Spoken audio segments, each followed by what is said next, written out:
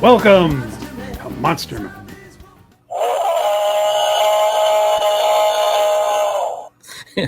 That's the Squatch call, because this is one of my favorite kind of episodes when we dive into the wonderful world of cryptids. And for once, we gave Lyle Blackburn a rest. I'm sure if we called him one more time, he'd be like, dudes, leave me alone. But we have Tim Halloran with us, who is an author, a podcaster, a producer, and his books, the Bigfoot Influencers, there's volumes 1 and 2, are a very different look at this field of Squatchology, as I like to call it. And very happy to have you here, Tim. Honor and pleasure. Thank you. Thank you for having me. And yes, Lyle Blackburn is a friend, and he was kind enough to help me with the first book. Oh, really? Oh, he's a good guy. He is. His writing is too difficult. We had that conversation. I'm like, because it's a lot of research and your boots on the ground and everything. But his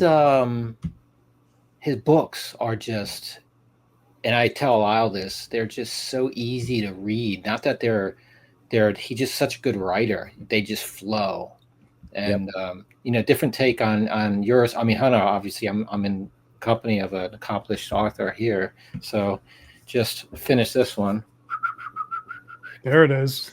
Yeah. Yeah, I was telling him mine are easy. I said, I just let my mind just go to every dark corner it can go and just make it up.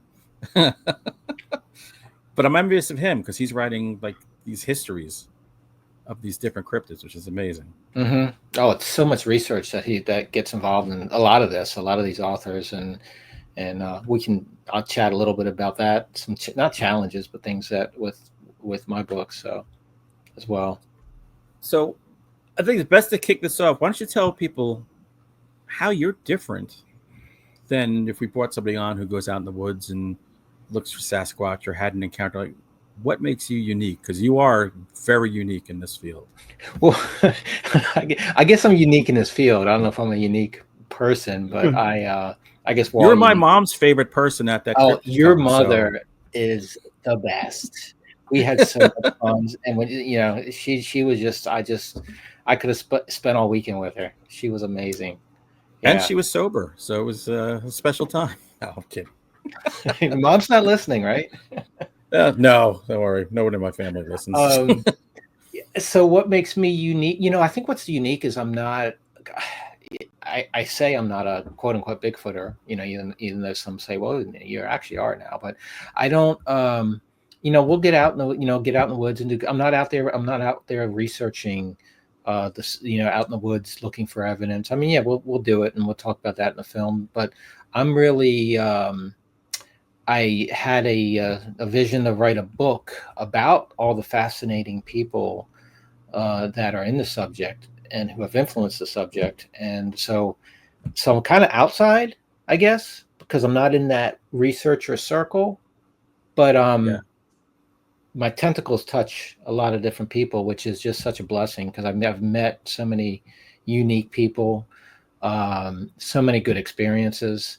Met a ton of new friends through this that I never thought going into this, and you walk away with such a so I guess that's what makes me unique because I take a different approach. Like I said, I can say I'm not a Bigfooter, but maybe I am.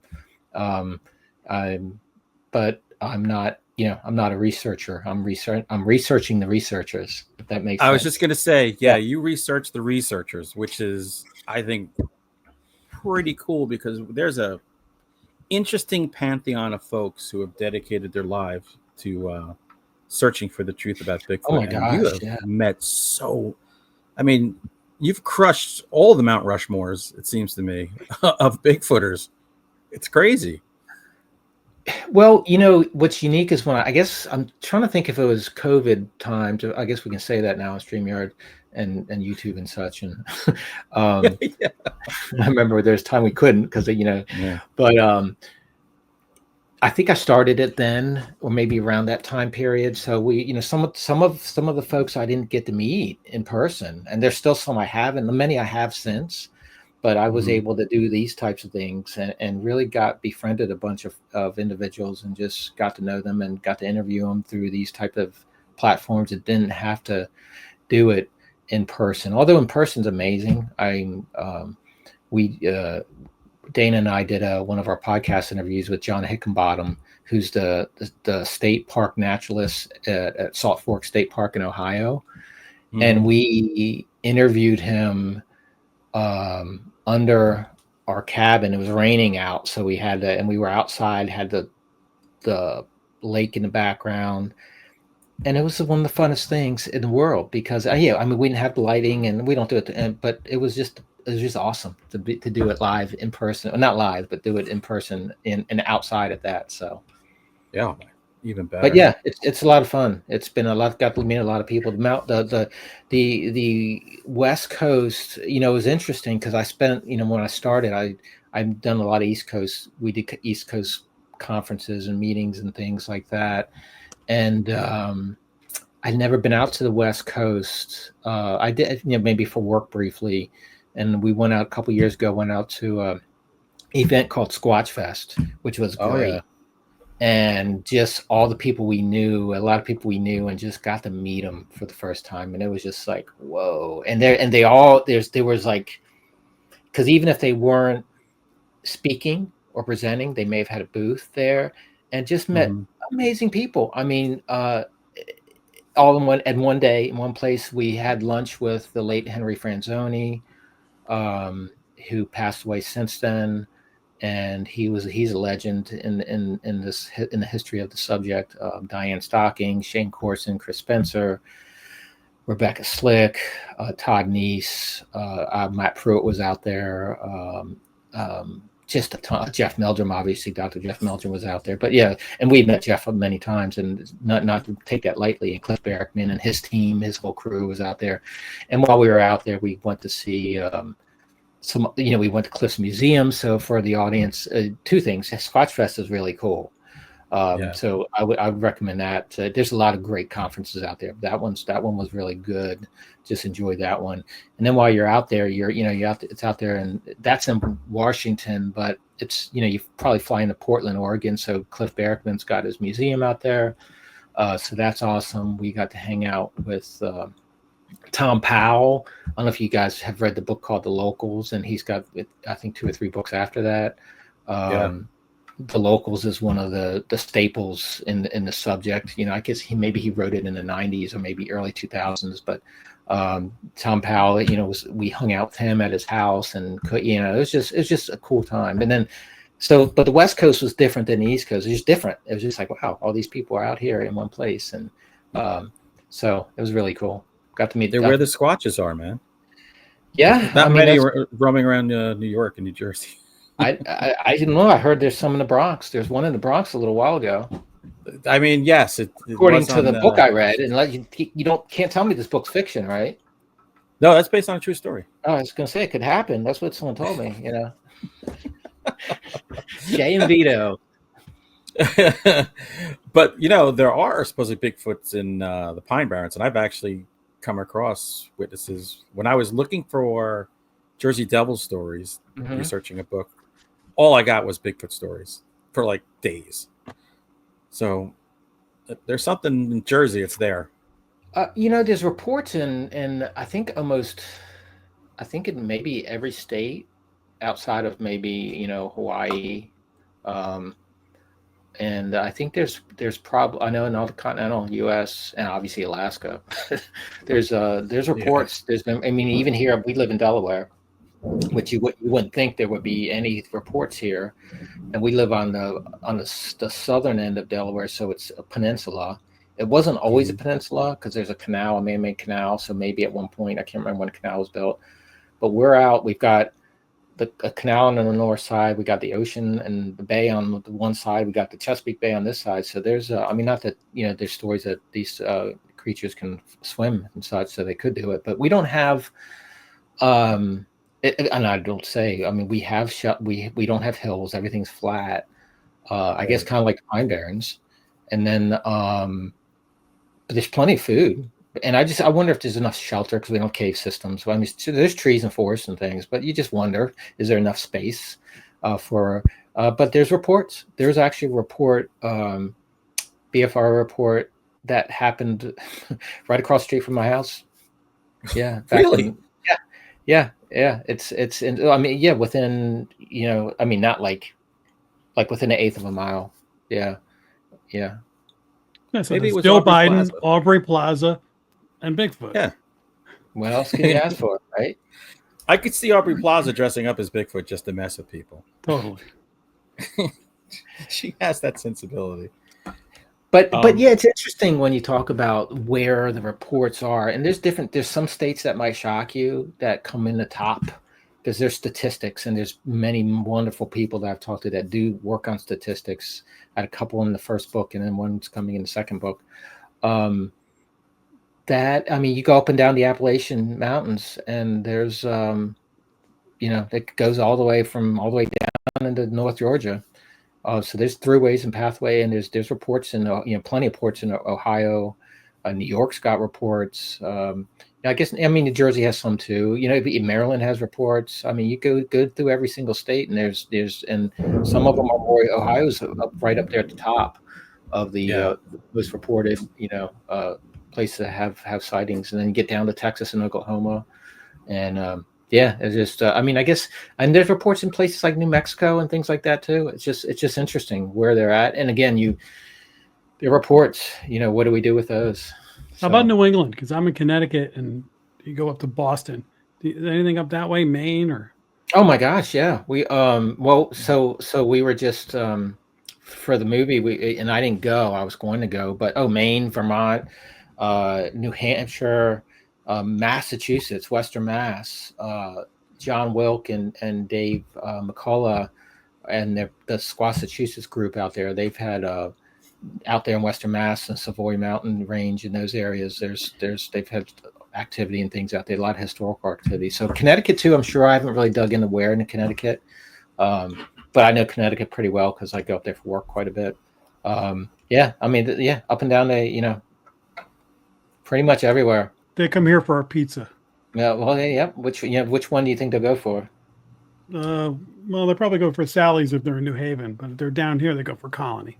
Colony pizza. Oh, in Stanford. Best. And this Bigfoot sightings whenever Jack decides to mow the lawn without his shirt on. So that happens. By the way, I live in Pennsylvania, and I know Stan Gordon is the guy here in this state. Have you ever had a chance to talk to or meet him? I did for the first time this past spring, I guess spring or summer.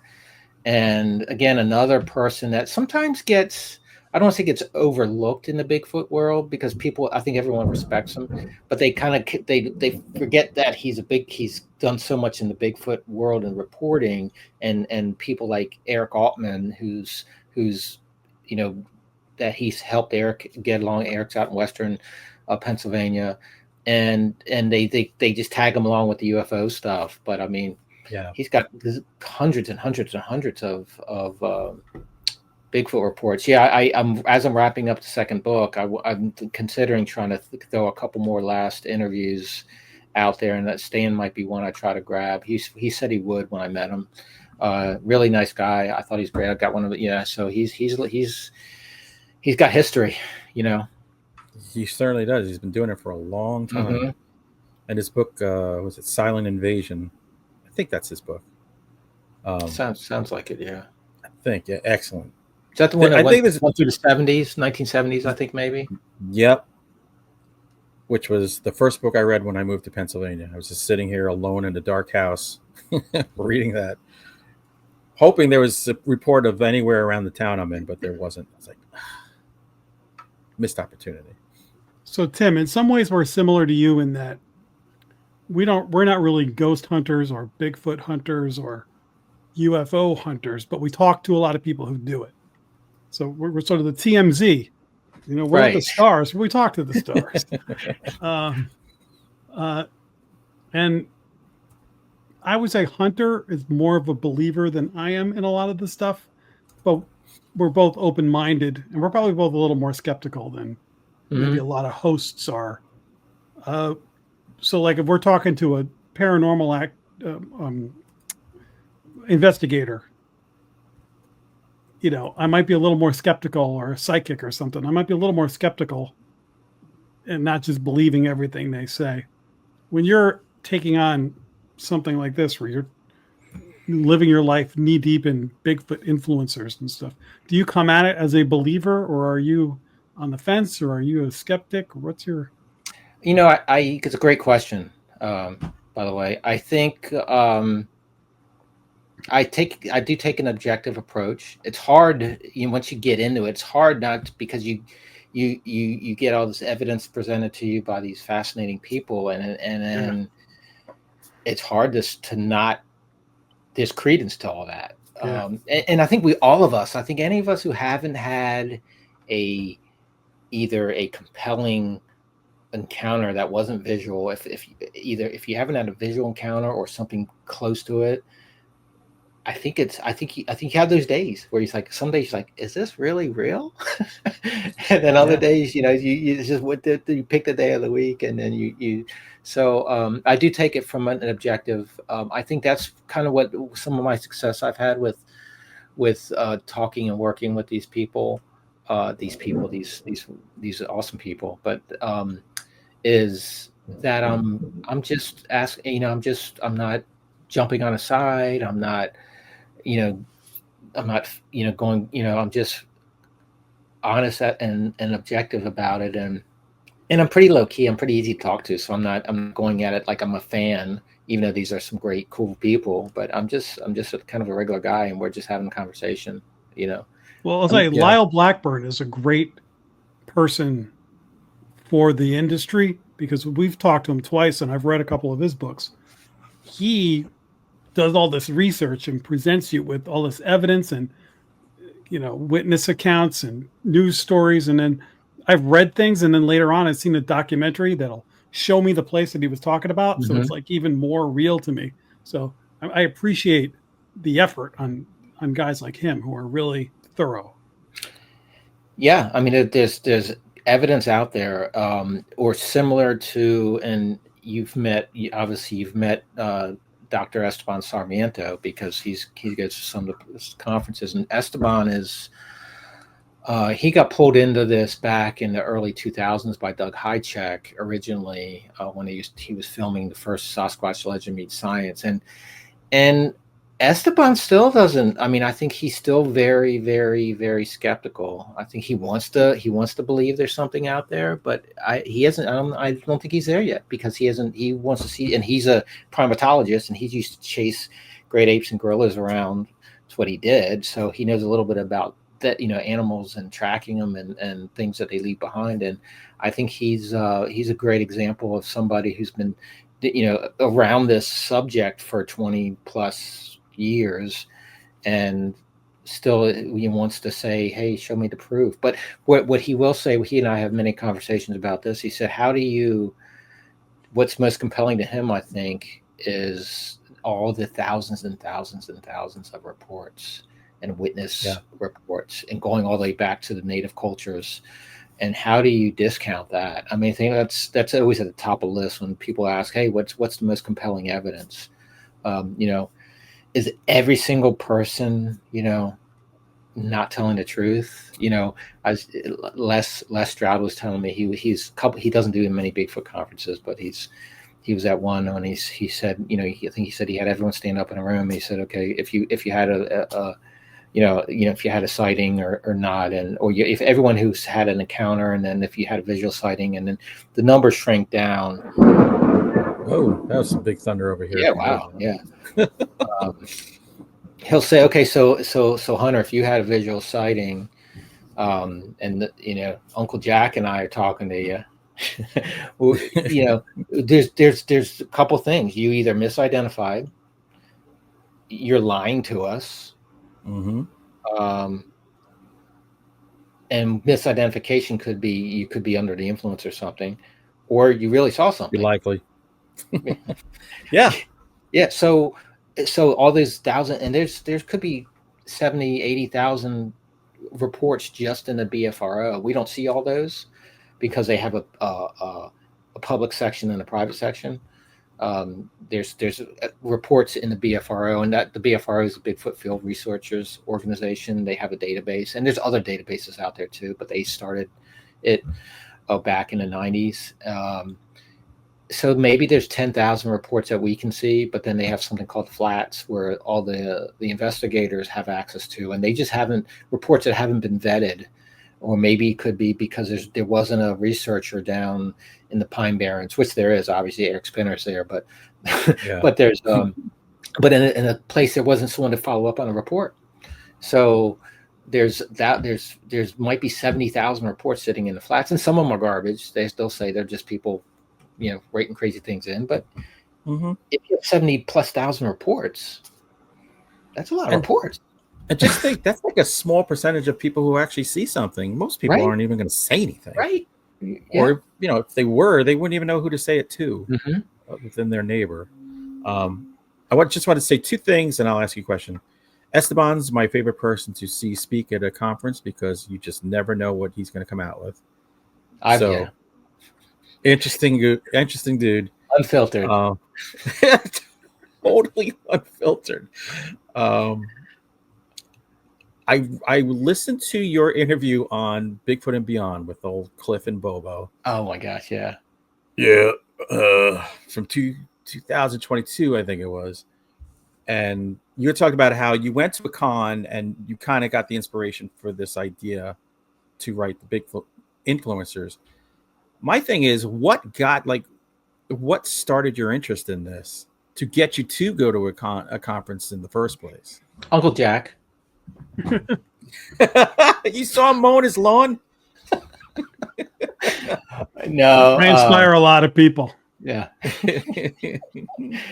There's all this Bigfoot up in Connecticut. I just had to I was going to make my screen name Jack Lynx. You should have. I'm going to do it right now. Yeah. So no, thanks for asking that too. It was Dana, my wife. So we were just she wanted to go to a conference, and she was always I'm always into whatever, I'm open-minded. I think we're all naive to think that there's weird things that aren't happening out around us that we don't know about as humans that just can't, and but her and our son Gabriel, used to grow, as he's little, he's watching Finding Bigfoot. They used to watch together, and she was into it. And I'm trying to think of the exact conversation, but I remember she goes, let's go to a Bigfoot conference. And she's just looking, probably on Facebook or something, and found one in Ohio. And right. and I was like, okay, sure, I'll go. I was open to it. I was like, I thought there's going to be a bunch of weirdos there, which there were, and they're probably still go. And now I wonder, am I one of those weirdos? No, I don't walk away. I never walked away from meeting you going, yeah, that's a tinfoil hatter right there. Yeah, most people are very grounded. I love and I say weirdos in a compassionate way. I think we're all unique in our way. I love people in general. So, but there are definitely some interesting people when you go to these things. So we went out to we drove out to Salt Fork State Park in Cambridge, Ohio, and went to the Ohio Bigfoot Conference, which has been around for a long time. It started. Don Keating had started it in the New Cumberstown and started a conference, and then he moved it to Salt Fork. And he started it way back. I mean, a long time ago. He had people like John Bindernagel and Grover Krantz coming down to those, and he moved it to Salt Fork, which is cool because Salt Fork has sightings, and then he passed the baton to Mark DeWorth.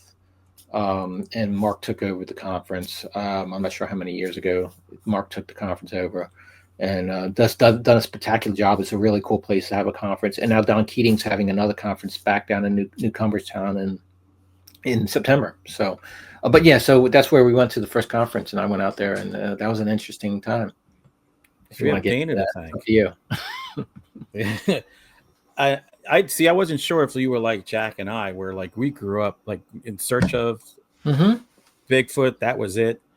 Went to the library, got all one book that had Bigfoot about it, and just carried that through for the rest of Yeah, our lives. I kind of had you have that time when you're younger that you're into. I was into that. Yeah, it's all even the Steve Austin, the Bionic Man, and Bigfoot, and I loved that stuff. Loved anything weird but then I think I just grew out of it. Kids and things, and you just kind of put aside. So I just got other things that happened, and I just kind of grew out of it. So Yeah, you discover girls, and you kind of maybe want one to be with you. And right, that's not going to happen at 16 with talking about Bigfoot all day. yeah, it's the truth. So there you go, Jack. Sorry. I think the thing that everybody, when we have a paranormal investigator on, it's like the thing everybody's waiting for. What's a compelling story you heard, or did you have any sort of encounter? Sounds like you talk to people more than you have encounters. So what's the thing you heard that, like we had a paranormal investigator on and he told us some stuff that was like, my God, if I was there, I would have, smashed through the door to get out of that place, Yeah, so I've never had. We go out in the woods, and sometimes we do this, but sometimes we just go out and hike and camp and do things like that. Never had anything happen. Hey, there's still plenty of time. Yeah, exactly. So many, there's so many compelling stories. I think one that always sticks out is because the ones that get me, and then maybe it doesn't matter if it's paranormal or if it's a UAP or it's account, but when you have multi-person daytime sightings, those are the ones that get my head scratching. I'm like, okay, there's something interesting going on here. I mean, Les Stroud has some interesting ones, but I always default to this one because it's just Kathy Strain, who's in the first book. Kathy's anthropologist and archaeologist. She works for the Native Tribal. One of the naval federal government out in California. She was in an area called in southeast Oklahoma called Area X, and she was down with a group called the North American Wood Ape Conservancy. She was there with her husband Bob Strain, who they met Bigfooting because they were both, which is such a cool story, and they're good people. And there was 4 of them daytime sitting in this area where they do research in this rural area in southeast Oklahoma. There's so many compelling stories down there. One of the they may even shot one down there and tracked one because they had blood and things like that too. But she was sitting around. They were in daytime. They were around like a fire pit. There was no fire going, and there was 4 of them, 4 or 5 of them. I think there's 4 of them.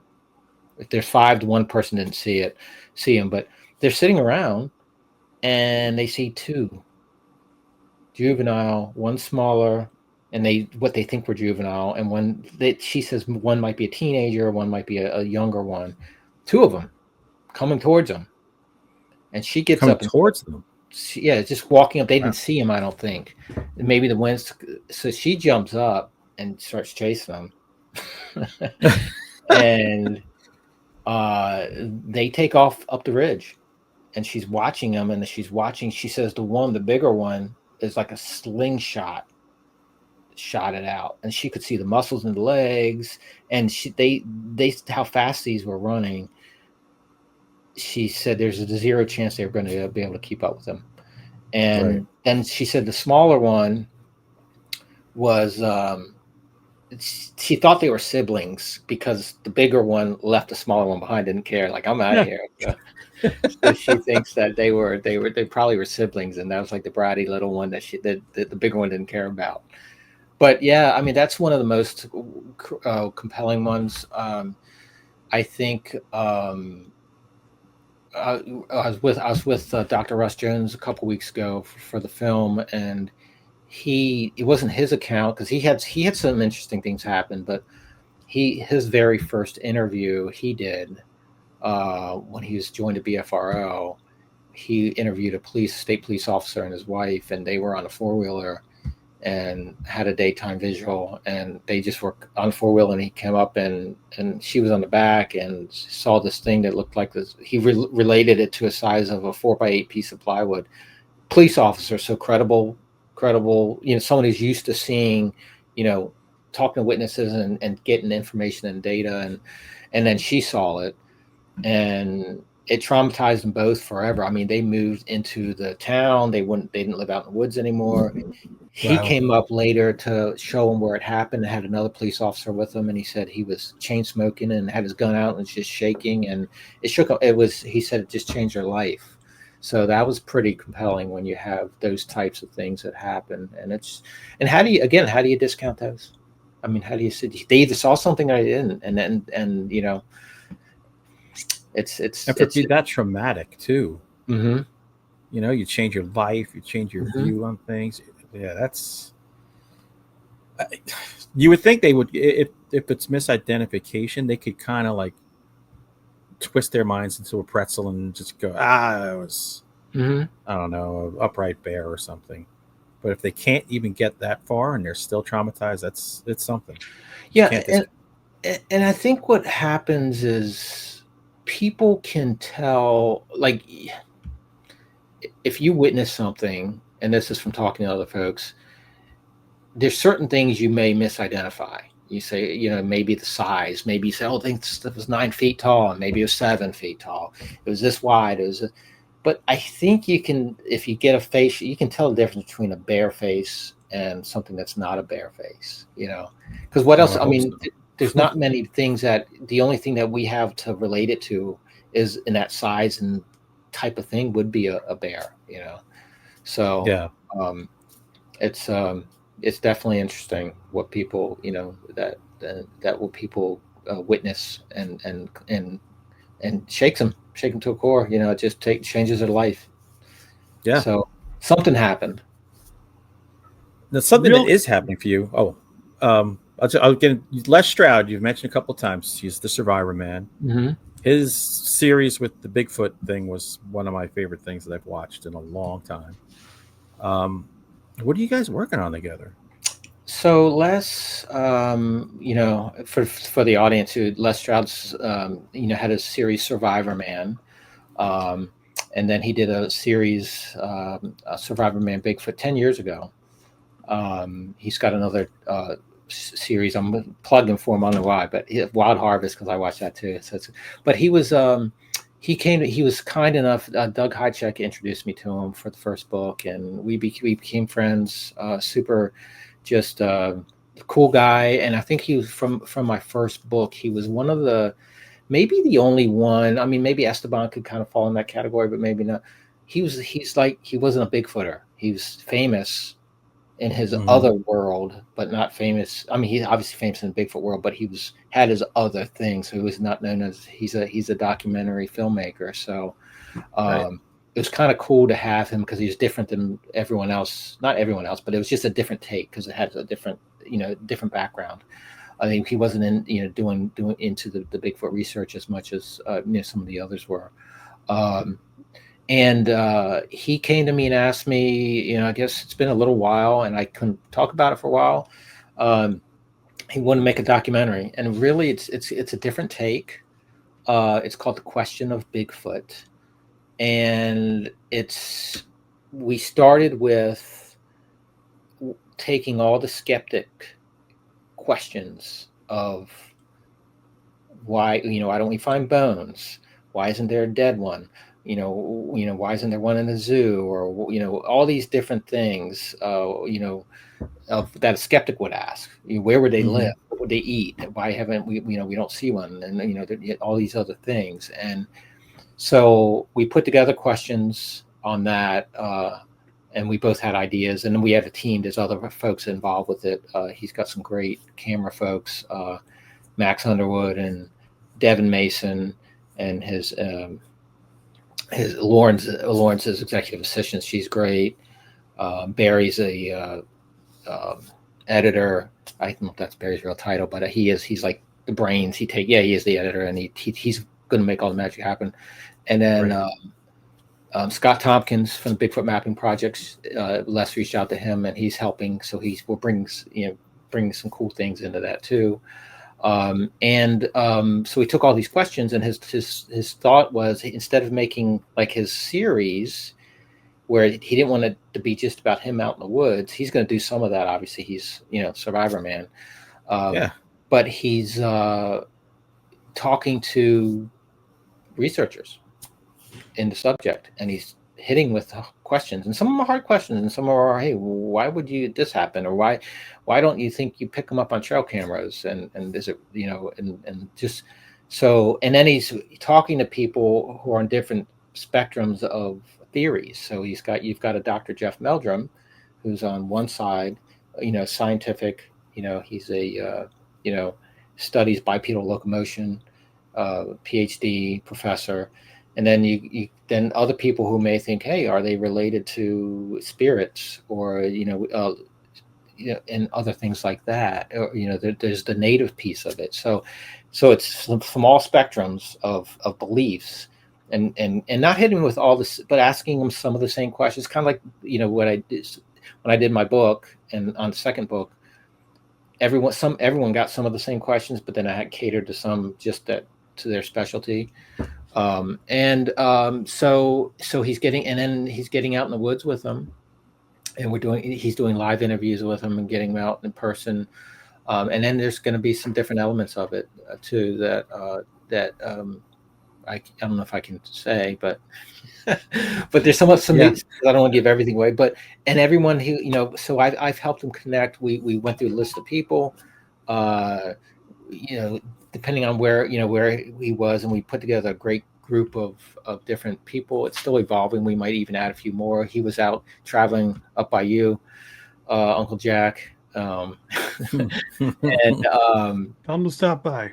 Well, he went through there. Yeah, he was in Western Mass last week, and then went up north into Vermont before he headed up into Canada, and so got him out in the woods there, and did some things with some of the guys out there, and yeah, so we still got some filming to do. Hoping to have the film out in hopefully it's not going to be till 2026. I'm not sure when. It'd be great to have it out in the spring. That's not my job. I have my own little jobs for it. Right. That's well beyond my expertise and pay grade. But it's been such a fun, such an honor, and just a cool experience. Sounds cool. So we got out and did some filming last week in Ohio, and that was really neat. So I would love to get involved in something like that. Me too. What's it called again? The Question of Bigfoot. There are a lot of questions, and he's doing it his way. So he's not, he didn't want to go to he didn't want to sling it to one of the media companies and have them. He wanted to do it, the way he wants to do it. So we ran a Kickstarter, and he raised money, and the money's going into filming, going out there and doing all the work. And you still, folks, hey, if you still want to go to the Kickstarter, you can still donate. Feel free. I donated, even though I don't know if Les knows that, but hey, you're welcome, right? You just outed yourself. There you go. Yeah. There's one less anonymous donation. Yeah. But have you ever been up to Washington where Patterson film was done? Like that, I know there's that whole town there with the. Oh, and you mean in Bluff Creek in Northern California? California, okay. Yeah. Not yet, but it's like the mecca of where where everything happened, which is the Patterson Gimlin film, Bluff Creek, and then it happened. What some people don't realize is the reason they were there. Roger Patterson, Bob Gimlin, I was thinking Patterson, was there was history of reports there. They were getting reports through there and finding trackways and things, so that's why they were there. So there was already credence for them to be in that area. It wasn't just a whim of them showing up.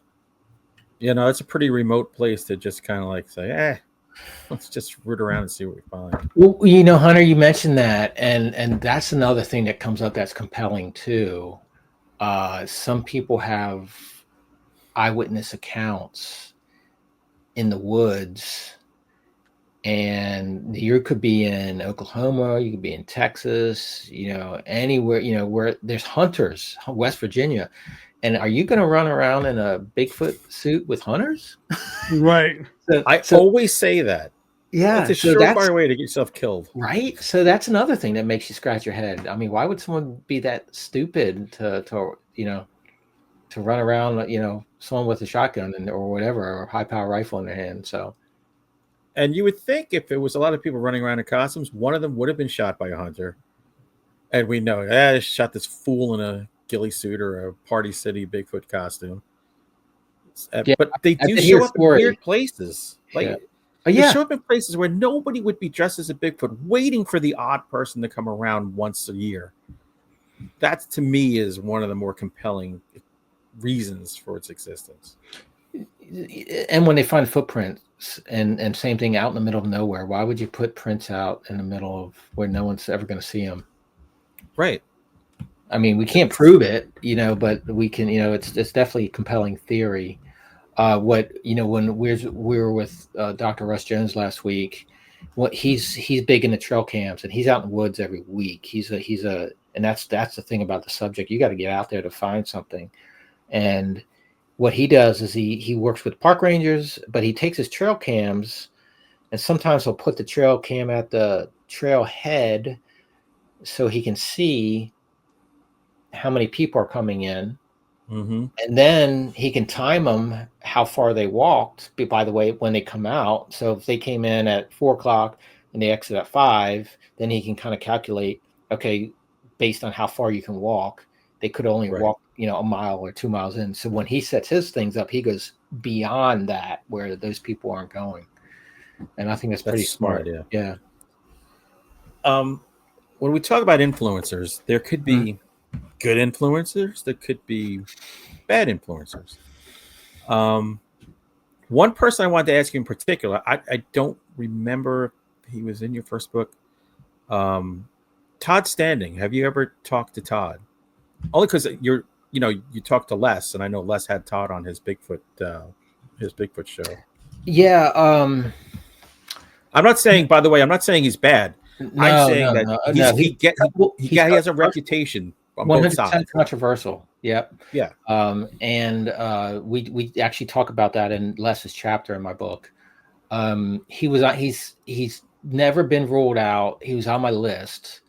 And an influence, this when I came up with the name influencer, was some people absolutely hated. Most people didn't, but because influencers got that stigma. And you just think of like a girl shaking her butt on TikTok.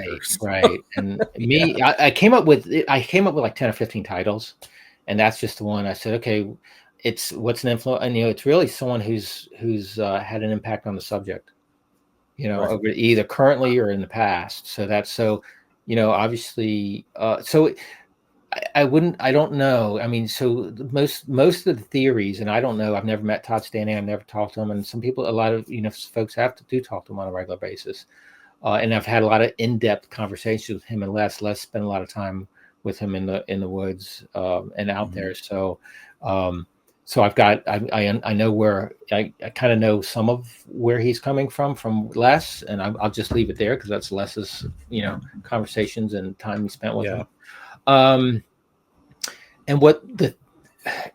I don't know what, most people believe he's in a great spot, and that he's in a spot where experiences happen. And then but then most people also question some of the other things. That's why he's controversial. I think they just, they're just not sure, where he is. I think most people agree that he's probably had things happen because he's out there in an amazing spot, and he's out there in the woods. They just not sure if everything that he's put forth is accurate. I mean, the footage that he's gotten is amazing to look at, and it seems too good to be true. But I also believe we're in a day and age where video footage will mean zero, because the AI content creation is so good now. I can't believe anything I see anymore. Yeah, I think now it's even more of a challenge than previous.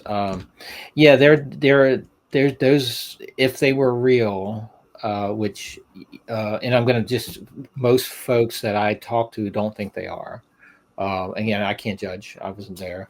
I know Les told me he saw the, he saw the SD card that those images were on, so it wasn't like they went from an SD card to, to manipulating on the computer. That still doesn't mean they're real. Right. But they're, yeah, I mean, I don't think there's, if they were real, which again is just questionable, they would be probably the clearest photos anyone's ever had. Yeah, by far. I don't know if you've ever seen them, Jack, but I'll send you some links after this. Just not Jack links. No, I'm not going to send him Jack links. He doesn't need that. It makes your blood pressure too high. Too much salt. But yeah, never rule it out. I mean, influencer's an influencer, so I wouldn't, I wouldn't rule it out, but it hasn't happened yet. And I could go on. I don't know how many books I'm going to write, because there's so many wonderful, amazing people out there that that have done things and it has have impacted this subject. I'm only getting so many. I got 30 in the first book, and the second book I'm gonna have a little less in there, and it's I'm still may pull a few more extra people in.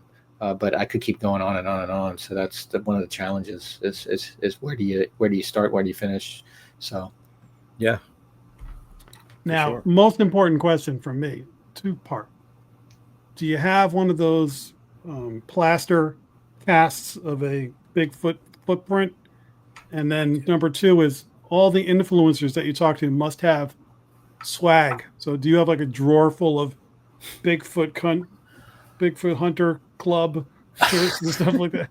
Well, here's the funny thing is, I'm so not that kind of guy that into the swag. I have some swag stuff, and I'll, if you guys want to edit it out, I can walk and grab one of the casts that I got from Tom Powell, and I'll show it to you guys here. The other one's hanging. We got a couple of other ones hanging on the wall.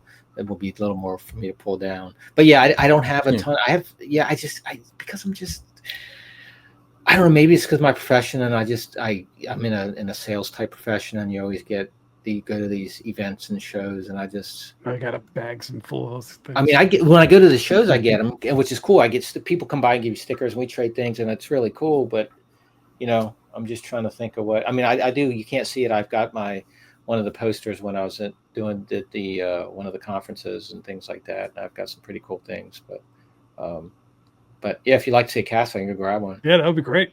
Oh, I'd love to see it. But here is a cast, replica. It's not original. So look at my hand next to it. Wow. Yeah, geez. And this was given to me by Dana, and I hung out with Tom Powell in Oregon, and we get to his house, and he's got this garage, and I can even send you a video clip of it, and he's got cast everywhere, and some of them were from the same trackway.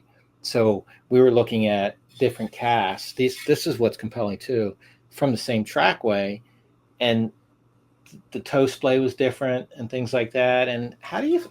I mean, again, unless you see something doing it, you can't ever prove it. But yeah, that's hard to fake.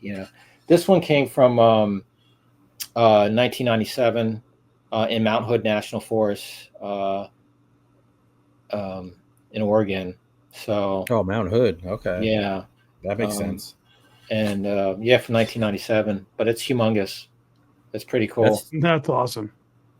Look at the size of it. Yeah. I mean, could you imagine if you saw this out in the woods and saw a trackway and you put your foot next to it, like, I'm out of here, Well, like a WWF or WWE, they have a picture of Andre the Giant that's like actual size, and you can take a picture with it in their like lobby, and like with that, you're just like, this is a guy. He's like humongous. It's like human. That foot looks bigger than that. Yeah, and I think when it comes to it's got to be. It's even bigger than that. Your Shaquille O'Neal and those people that have those humongous feet. That what if you see one print that could be legit, because there's different substrates on the ground. But when you see trackway, those are the ones that are interesting. I know that's kind of what hooked Dr. Jeff Meldrum. He went out.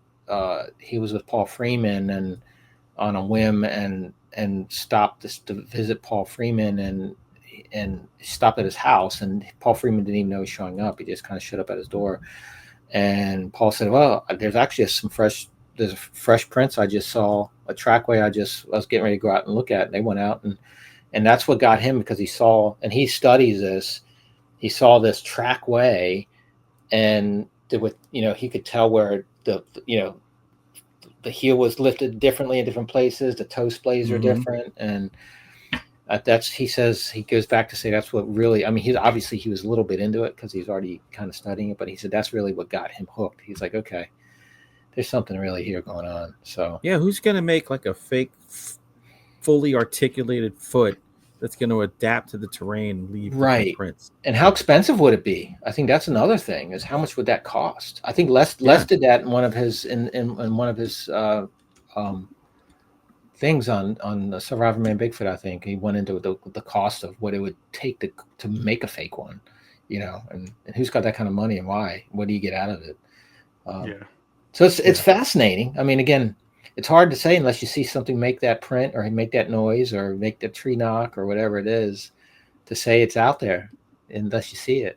But but I would run if I don't think I'd be camping if I saw those things. No, but a foot that big, I might try to get him hooked up on the Seattle Seahawks to be their kicker. Right. Another 80-yard field goal. I have some rapid fire questions for you. Yeah. So, out of all the influencers that you've interviewed, were you ever starstruck by anybody? Yeah, Hunter Shea. Wow, I can't believe. Oh, your life is so bereft of good things.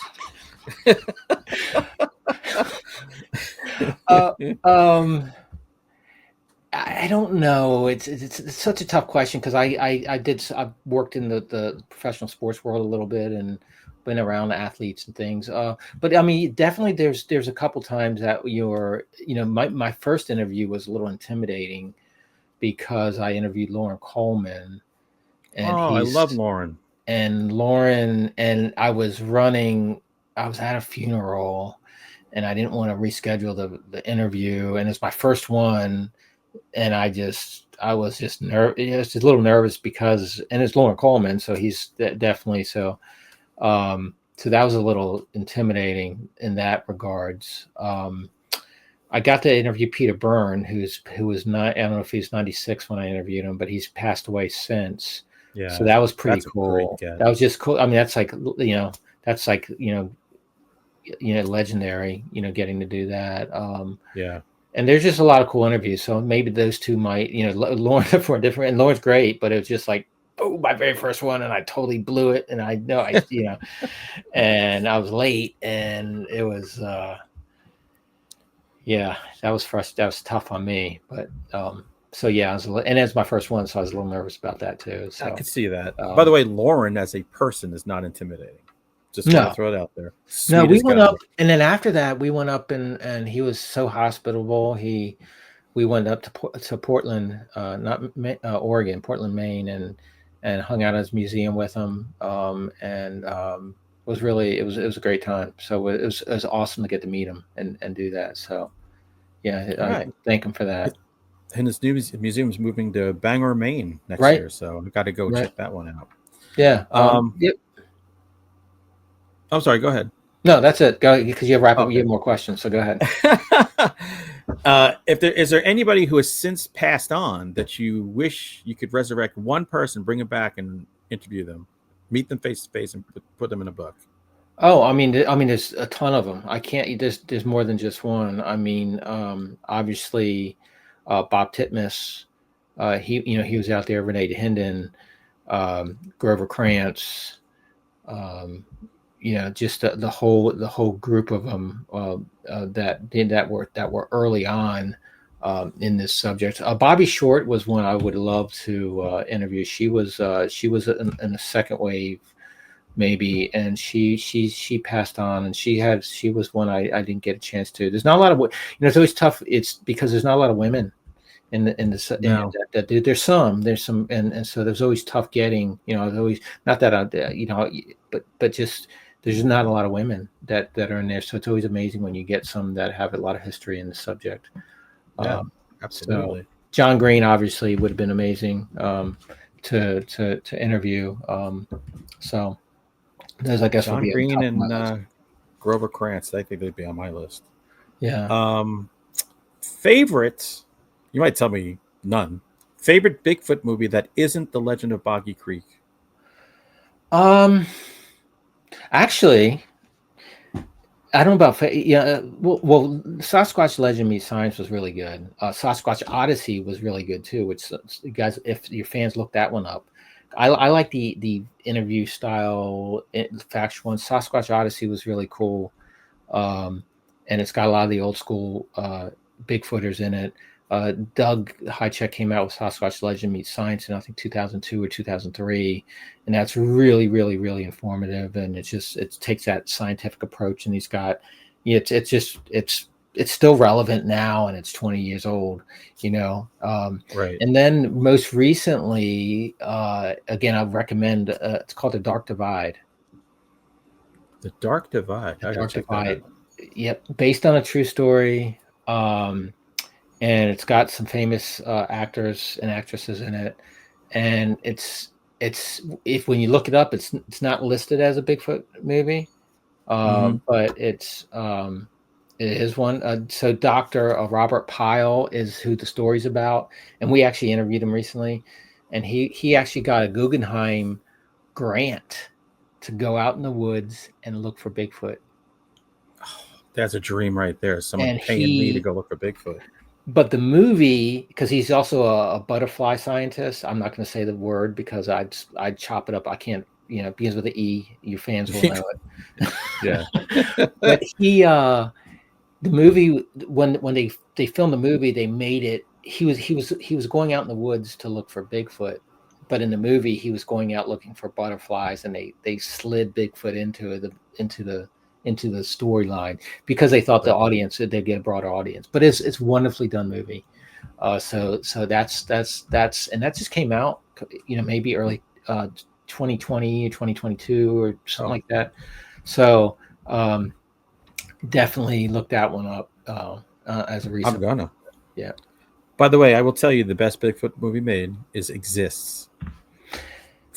Yeah, that's how. Yeah, so in my book, what I did, so interesting, in the back of my book, I asked all the influencers that I talked to, some of their favorite movies, some of their favorite books, and then I had other lists, and so I have Exist on here on my. There's a page here that shows movies, books, different researchers, organizations, so. It's pretty cool. So I kind of try to make it informative too. And one of the things we did is there's QR codes built in throughout the book. So as you're reading the book, you can scan the QR code, and it takes you. I got all kinds of fun things in there, and none of it came from me. My book's not really about me; it's about all the amazing people. So I've got audio clips, I've got some video things, I've got maps. There's all kinds of things you can see when you hit the QR code and follow along. That's awesome. That's cool. And last question: Bat Squatch, real or not? In your opinion? I don't know. I have no idea. We don't even know if Bigfoot's real.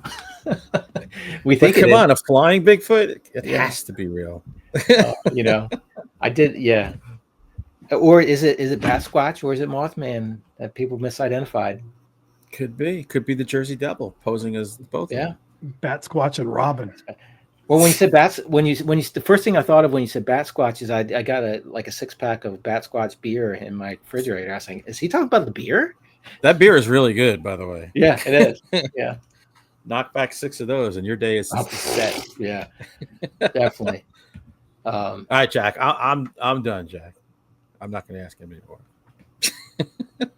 I'm cracking up because you talked about the Mount Rushmore of Bigfoot influencers, and every time you mention somebody, he's like, "Yeah, I'm such the like opposite side of that." I'm like, "Who is he talking about?" And everything. I find it all interesting, but I know Lauren Coleman. I recognize There a you go. couple of names, but I'm interested in all this. But like, it's so funny. I love doing these kind of shows. I learn so Well, much. that's why you got to read the book, because you'll. I definitely, You know, I think this is great what you're doing, because and like I it's said, I hard. feel Yeah. kinship with you, because we do kind of the same thing Yeah. with a variety of paranormal and horror content creators. Well, Yeah. I mean, when you pull someone in on your podcast, you're kind of doing the same thing. You're asking us questions, you're asking people questions, and you're, doing things. There's a spin on mine. I got, part of I have some personal questions blended into this. So you get a little bit, just some random, weird, goofy, fun questions that, what's your favorite music?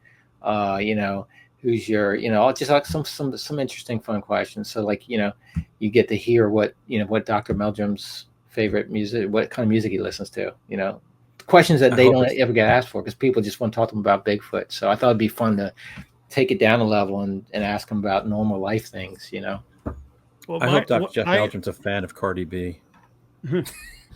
I like to ask guests when we have time if they've ever seen a ghost or had some kind of paranormal experience. I'll ask that to you, but I could also flip it to, did somebody talking about Bigfoot veer into like, and then a UFO came down and took up Bigfoot, or it, opened a portal to hell and a ghost came out? Like anything that like veered off into the paranormal? Oh yeah, not me. So I don't know if I've had any paranormal. My son thinks he has.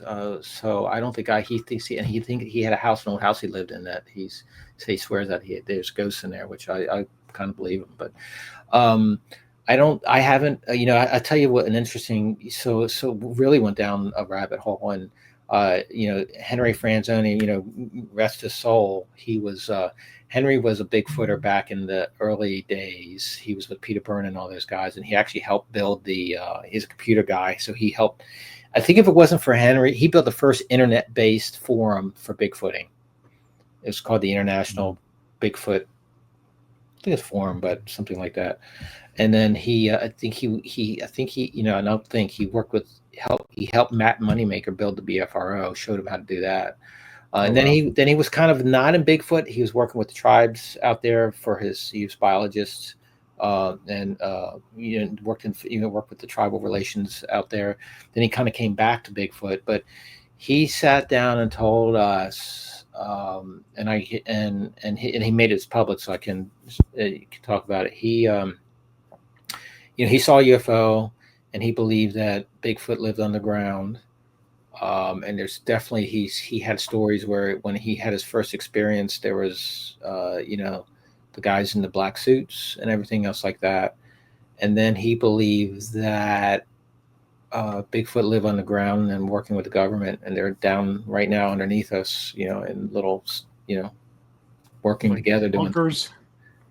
Yeah, that's interesting. Yeah, and then I think he mentioned, I think he said, had another, like a burning bush type thing with a Bigfoot too. That Wow. Yeah. So there's definitely, they can go down weird paths. And again, I'm not one to, how do we know? If we didn't experience it with them, we don't know. I always hope the wildest theories are true. Mm-hmm. I just hope I hope this world is so strange that we could never fully wrap our minds around. Yeah. Well, I'll tell you, the compelling thing for me comes from, sure, we talked to a lot of interesting people, and like Hunter's had experiences that I'm always like, is he lying to me? Is he crazy? Whatever.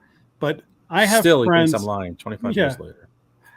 I've got friends who, like, I have a friend who was a fireman, lifelong friend. He's got a ghost story, but he never talks about it. The only way I found out about it was that his wife was telling me about it. And I went up to him, I go, why didn't you ever tell me this? I had to pull it out of him.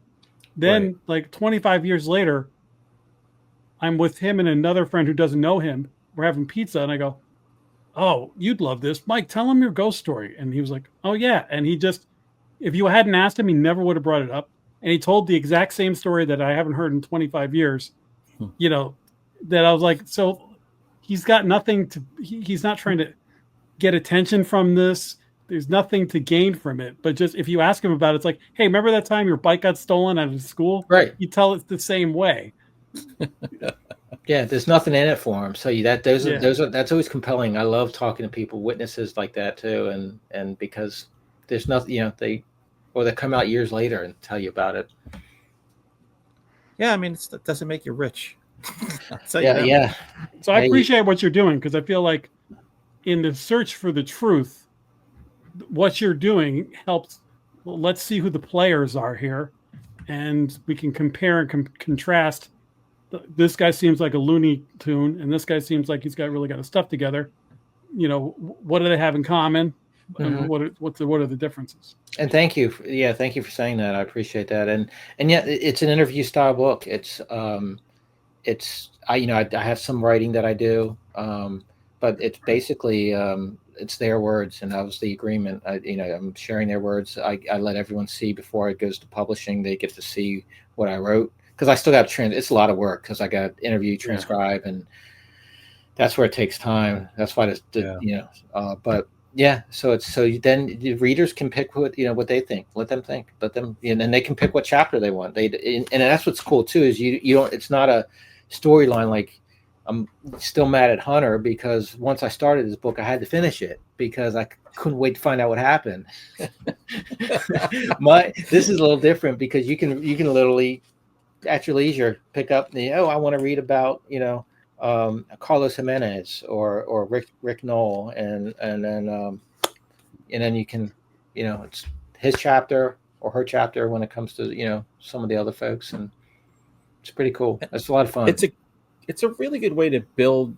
If you're new, it's a good way to build your foundation. Like, who do I need to go to really, what forms the bedrock of this whole thing? And I think that's a book like yours is a great place to point people to. Say, go here, and then do your rabbit hole dives on different folks.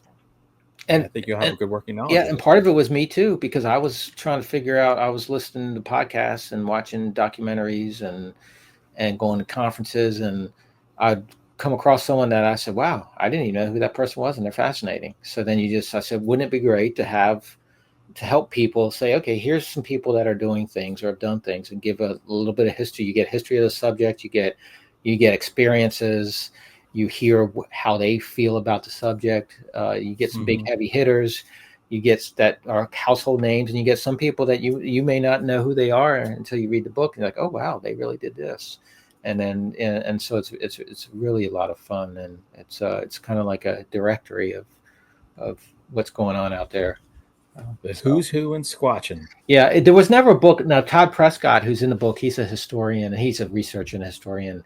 He thought about it. He's many years ago. He goes, I tried to do that book, but I got so frustrated with just with all the researchers, because there's some battling and fighting and all that stuff, and that's what's kind of cool, is I'm not in that circle, because I don't care. You guys do your thing. I'm just fascinated with what you're doing, and then but no one ever did a book like this before, so I thought it was really unique and fun, and hopefully there's more to come after the second one. Yeah, that's what makes it a standout. Thank you.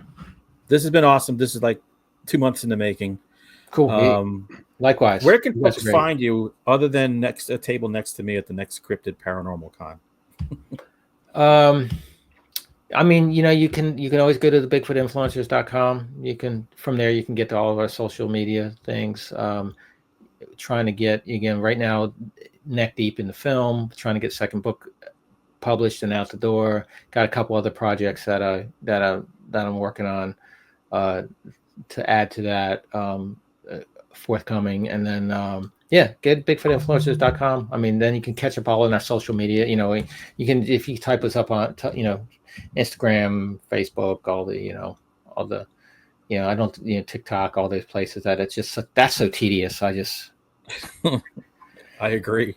Oh, that's awesome, man. So thank you guys. You guys are the best. This is awesome. I'm honored to be here. So this is a lot of fun. You're part of the family now, man. So we'll be calling you back when we need an expert on something. I'm gonna surpass Lyle Blackburn, soon. That's right. Because I think last time Lyle was like, oh, enough. We'll get you there too. We all got to get Lyle Blackburn cowboy hats. Yeah, or Ken Gerhard. Oh yeah, Gerhard's looks like it hurts. Yeah. It's so like tight, that leather. Yeah, he's Jack, up I'll send a picture to you. he's up in New York now. He moved from Texas to New York, so he's up not too far from you guys. Oh really? Oh cool. Mhm. All right, man. Well, this has been awesome. Yeah, And you like guys I are said, great. Thank you. open invitation to come back. I'm going to end this with, this is my favorite part of this Bigfoot thing, the groan, which actually sounds like a Bigfoot that's eaten too much out of the berry patch. Beautiful. It's my favorite one because I'm a child. All right, Jack, take us out. Tim, great to meet you. Thanks for being here. Everybody watching, don't forget to share and like. And thanks for joining us. We'll see you next time on Monster Monster Men.